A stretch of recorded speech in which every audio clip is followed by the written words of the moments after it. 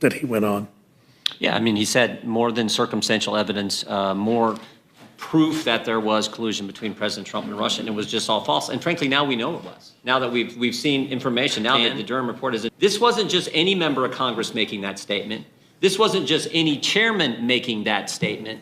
This was the chairman of the Intel Committee, the committee that gets additional information than the rest of us get, going on television and saying something that was not true. For years, the American people were told that Donald Trump had colluded with Russia, claims pushed relentlessly by Adam Schiff, the chairman of the House Intelligence Committee.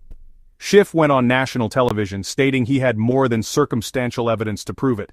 But now, the truth is out. The Durham report has confirmed that these allegations were completely baseless. Even the Washington Post, one of the media outlets that push this narrative, has been forced to retract its reporting.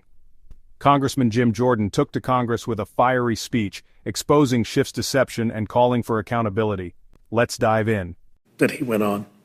Yeah, I mean, he said more than circumstantial evidence, more proof that there was collusion between President Trump and Russia, and it was just all false. And frankly, now we know it was. Now that we've seen information, now that the Durham report has indicted Mr. Zussman and Mr. Danchenko, and even the Washington Post has had to apologize and retract some of the things they wrote back then based on things Mr. Schiff was saying. And I think this is important for members of Congress to understand.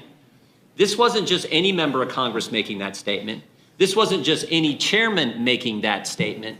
This was the chairman of the Intel Committee, the committee that gets additional information than the rest of us get, going on television and saying something that was not true.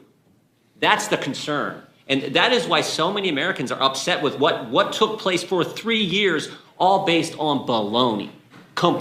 So much baloney that the Washington Post had to walk it back. So this is what's critical. And, you know, look, but to Mr. Cole's point, we're happy to work with the inspector. We like the inspector generals. Inspector General Horowitz, his reports on what the FISA court's been doing, those have been tremendous. So we want to work with them. We want to get information. But it would have been nice if they would have worked with us and we could have put something together. But no, couldn't do it that way. We're going to just pile it in one bill. We're going to bring it in front of the Rules Committee, take it to the floor, and pass it.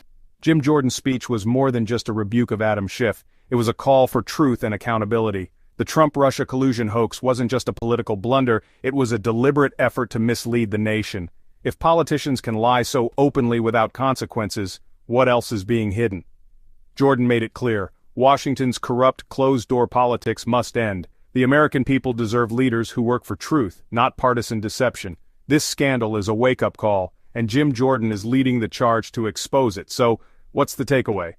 Jim Jordan just exposed one of the biggest political lies in recent history.